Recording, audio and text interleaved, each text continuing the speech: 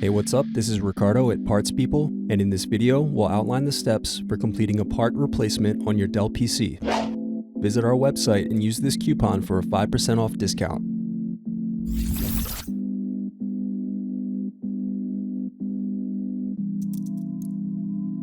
Unscrew and remove bottom base.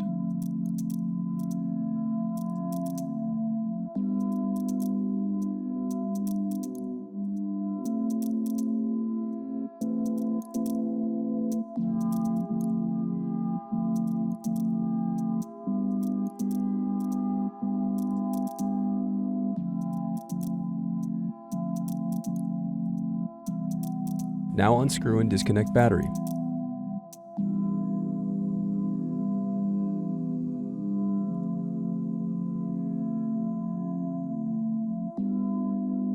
Next, unscrew and disconnect touchpad.